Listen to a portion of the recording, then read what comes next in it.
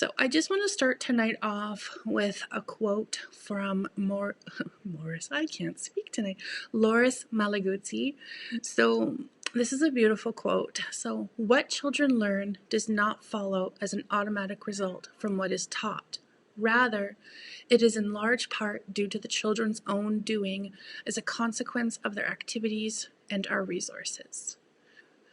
So, I thought this was a great quote because of with the idea of planning around multiple interests, because children have so many ideas. They want to go into one, then they want to go into another one, and we need to remember that that's how they're trying to learn, and that's what they want to do. So it's really our role to follow that, to honor it, and as he says at the end, to use our resources for that to happen. Thanks. So a lot of the time I hear common statements from educators that they've lost interest, such as they don't want to play with what I've set up, even though they did yesterday, or they've moved on. They were all about dogs and now they only want to play police officers. Or they have too many interests. I can't find one that I can use for everybody. So I want to share a little story about that, about how when I first opened up my own day home program, I was following the traditional methods that I was taught.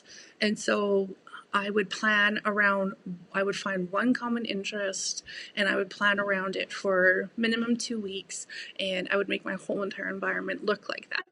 And I found it extremely frustrating. And I also, when I was trying to get away from that, then I still found that I was, every time they would finish, like if I set up like an invitation to play on the table, as soon as they were done with it, I'd create a new one. And then they would finish that one, and then I'd create another one somewhere else. So there were days and weeks and months where I was doing like 5 different invitations to play or provocations, whatever you want to call them at that time, because I was just learning all that stuff. I was doing like 5 a day. It was exhausting, and I felt overwhelmed, and I was really doing a disservice to the children because that's not how they learn. Yes, they have multiple interests, but I was missing a really, really key thing that I didn't learn about until a little bit later, and this is what really helped me have more ease in my planning. And this is the element of time. Just checking here. Okay. This is the element of time. And I learned about this through David Hawkins in his messing about theory. So he first proposed that children needed 2 hours of uninterrupted time when they're played to be able to go further into their theories and to learn from all of what they're doing. What he actually realized is that they needed months, weeks. They needed so much time to be able to get into that kind of in-depth, engaged play, and they needed to be able to return to it often. This was really eye-opening for me, and it changed everything within my planning.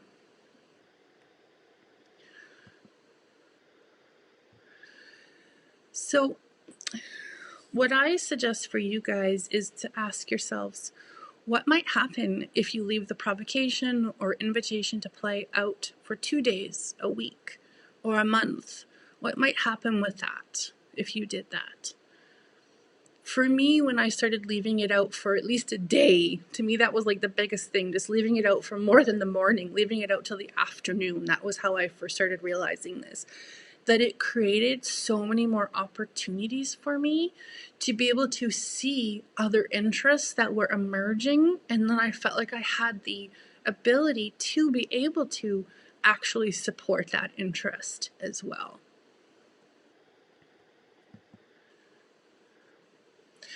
So one of the biggest things I found in my practice was that when I really started to engage in this element of time and understand how important it was for children, the consistent opportunity of time that I gave children in their interests, it really created a lot of natural ways for them to use time in their own benefits and for them to go deeper into their learning. So I want to explain these pictures a little bit that you see here. So this was a creation that one of the children made in my program. The child was, I want to say, maybe 4 years old. I want to say about that, maybe 4.5. This was a very creative individual. And because I had allowed for so much time in other parts of our program and our day, the child was able to utilize time when they realized that they had lots of it.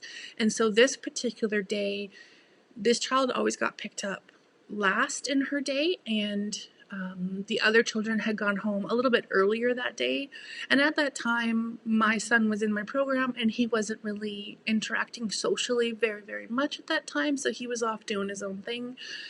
So this child had the space, which is a whole nother element that we could talk about for a long time too, but she had the space and she had so much time to get into her beloved interest of building and creativity. This child built all the time, every single day, was extremely creative.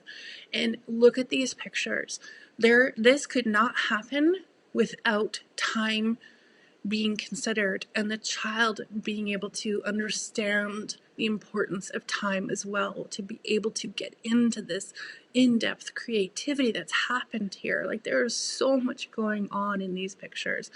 The symmetry, the details, like everything is spectacular. Like I was like in awe watching it unfold and being put together in the over the hour that the child had to get into this kind of play that they were doing. So I really want us to look at how time is important for children when they realize that they can use time to benefit them as well. The element of time is so important.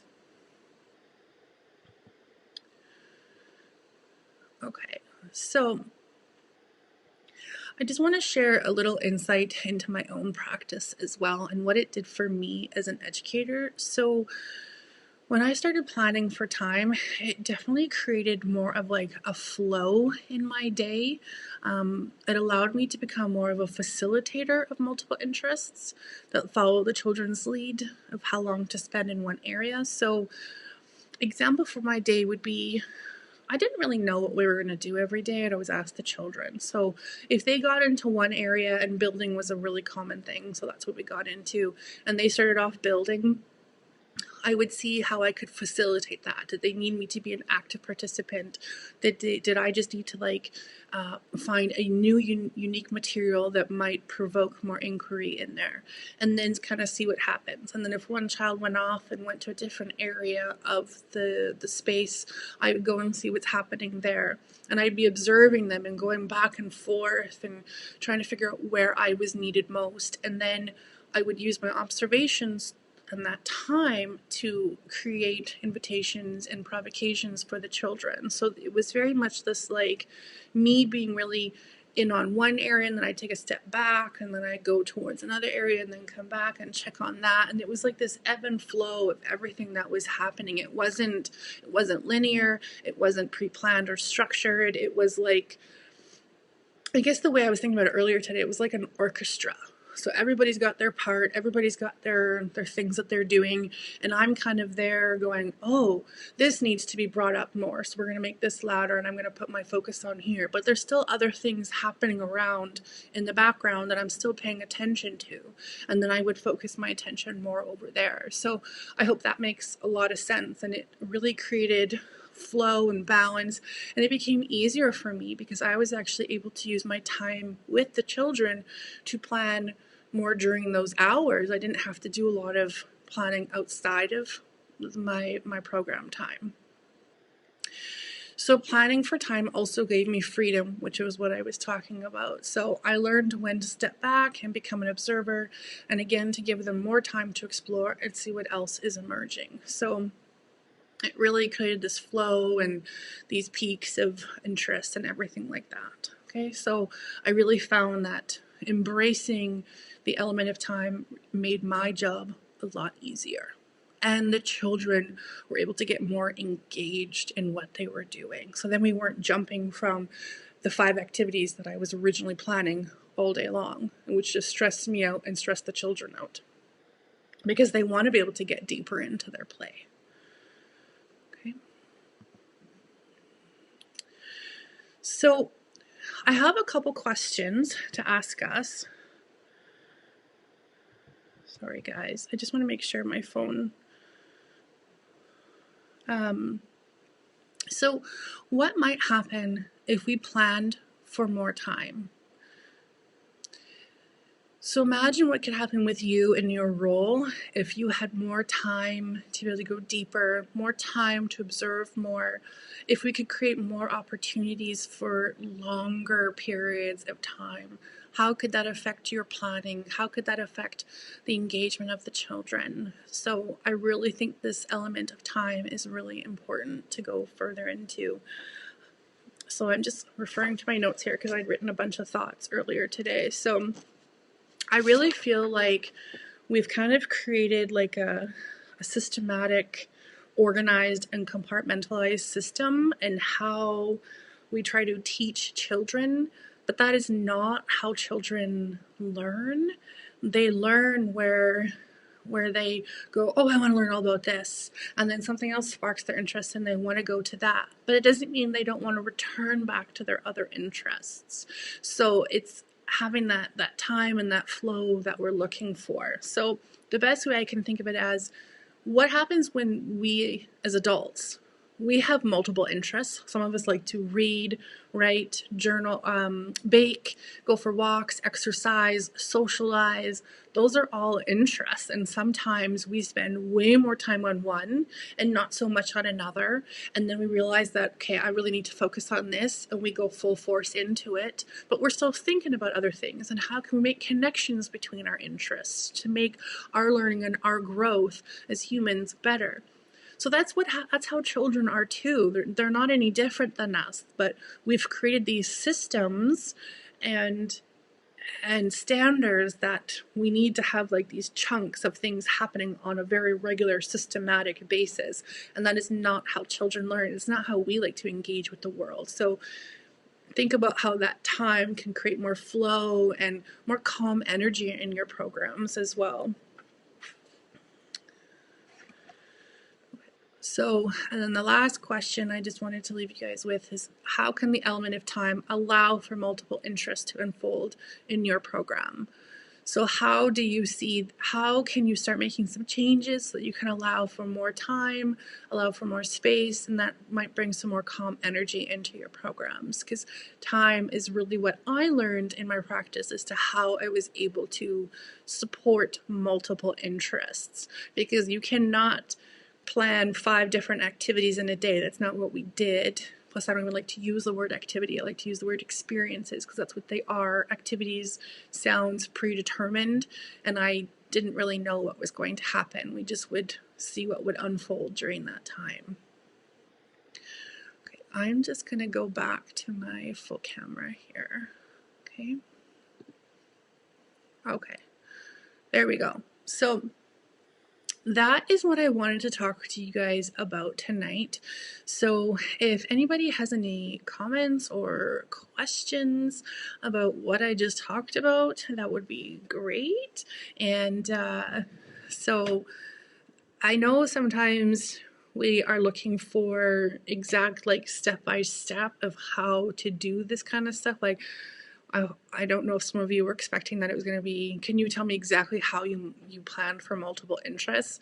That's not really how this all works. It's more about figuring out, taking inspiration from other educators and figuring out how it's going to apply to your practice. And even for me, I just like to figure out how to get you guys thinking, because that's what I had to do in my own practice to learn all this stuff. I had to go deeper into my thinking, into my reflections, and there is no how-to to do this stuff. So it's figuring out those key pieces of theory that we learn about and how how they should be playing out in our own settings. And so that's what I really wanted you guys to learn about tonight, was this element of time and how key it is into planning around multiple interests. Thank you so much for watching. I want to hear your thoughts on this video and topic, so leave a comment on the blog. You can follow along by subscribing to the blog or my YouTube channel, and stay connected on Facebook and Instagram.